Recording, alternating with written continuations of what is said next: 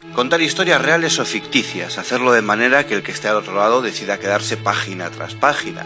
Estos son algunos de los objetivos del oficio de escritor. Pero, ¿y robar o mentir? De eso mismo hablaremos hoy aquí con la autora del libro Media docena de robos y un par de mentiras. Es un placer poder charlar un ratillo con Mercedes Abad. Mercedes, bienvenida a Periodista Digital. Hola, muchas gracias. En el prólogo de este libro de Media docena de robos y un par de mentiras, explica que el origen y fin de su libro es, pues recuerda aquella historia del chico que roba un relato para saber lo que se siente al contar o escribir un buen cuento, ¿no? No sé si nace este libro con premeditación ya. Nace con premeditación, ¿eh? Cuando yo leí el libro Vieja Escuela de Tobias Wolff, me sorprendió mucho ese robo. No es un plagio en realidad. Supongo que jurídicamente sería un plagio, pero es un muchacho que lee un relato en una revista femenina. La autora es una chica, y entonces ese relato explica quién es él, es su historia, es su vida, es quién es él. Ese cuento lo cuenta él. Y entonces, claro, él roba ese cuento, pero es un poco raro porque ese cuento es suyo. Entonces, los que toda la vida hemos dicho que la literatura cuenta quiénes somos, pues eso nos plantea nos pone en un brete. Porque, a ver, si yo escribo un cuento que te retrata a ti, y tú te sientes íntimamente iluminado y dices, ostras, es que es mi vida, es mi historia, esto es mío. Claro, ¿de quién son los relatos, no?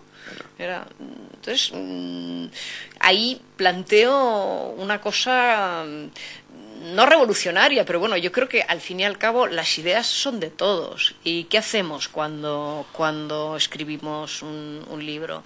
Bueno, pues probablemente estamos revisitando, estamos hurtando ideas anteriores, consciente o inconscientemente, lo que llamamos cultura. Claro, ¿cuántas ideas o escritos dice usted que no han llegado nunca a ser publicados, que se han quedado en un cajón, ¿quién lo dice usted, no? Que usted escribe algo y dice, que a lo mejor estoy repitiendo algo a ver que si ya está escrito, ¿no? Podría ser, a lo mejor estoy repitiendo algo que está escrito, que quedó inédito, que, bueno, a lo mejor su autor se suicidó porque los editores no se lo querían publicar.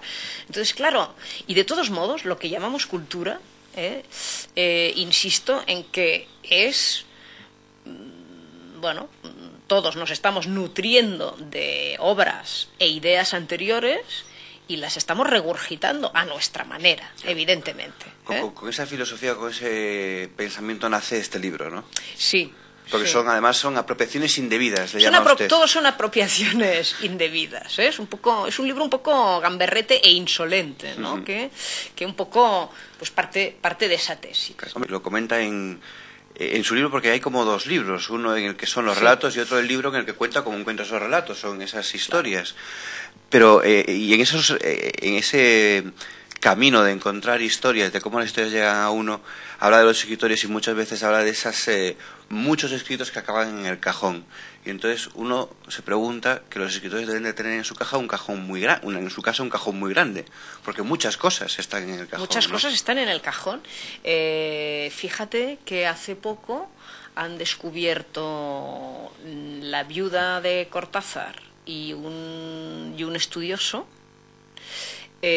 una cómoda con 5 cajones llenos a rebosar de obras inéditas de Cortázar, que ahora va a salir en Alfaguara. Sí.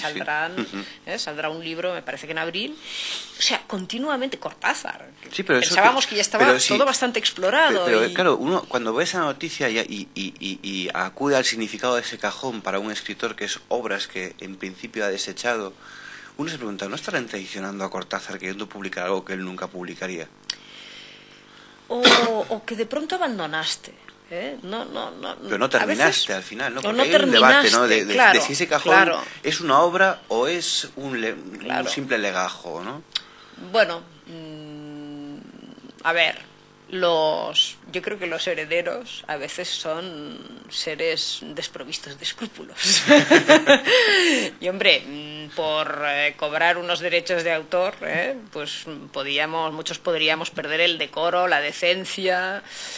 Yo creo que a veces se cometen bastantes tropelías, pero, sin embargo, por ejemplo, ahora mismo se me ocurre un ejemplo de una obra que, gracias a que la hija la editó, nos llegó y que me parece una obra monumental, que es El primer hombre de Camus.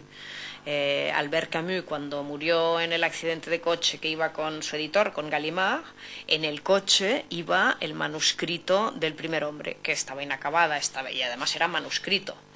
Y la hija lo editó y vio la luz hace no tantos años. Yo debí, no sé, puede que 12, 13, 14 años. Pero que es una obra que no... obra monumental, claro. Que no la tendríamos entre nosotros. Ha sido editada, pero yo creo que es una obra monumental.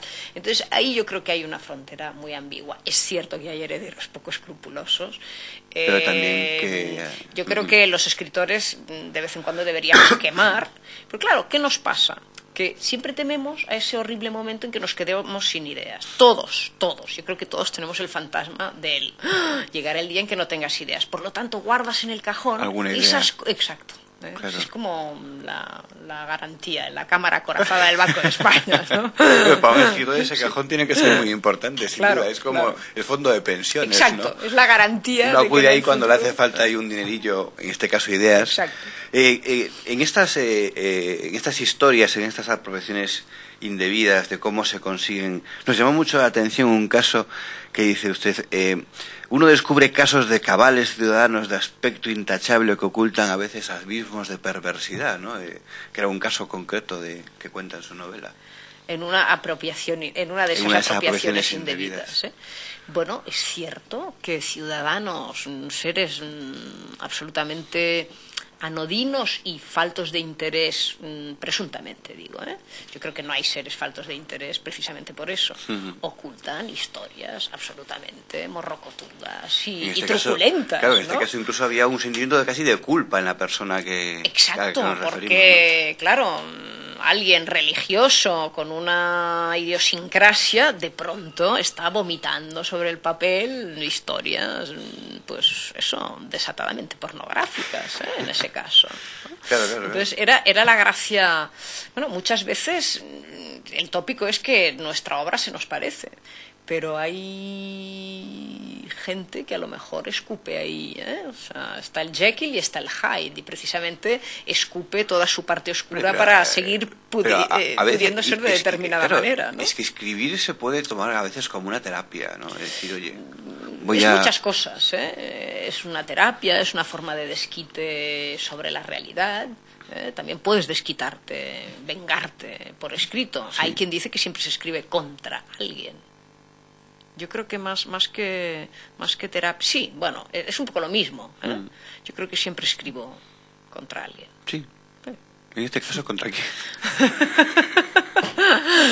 Bueno, yo creo que siempre escribo... Es un libro lleno de sentido del humor. Sí, siempre escribo contra los pomposos. Alguna vez he escrito contra mi madre, en este caso ya me he liberado de las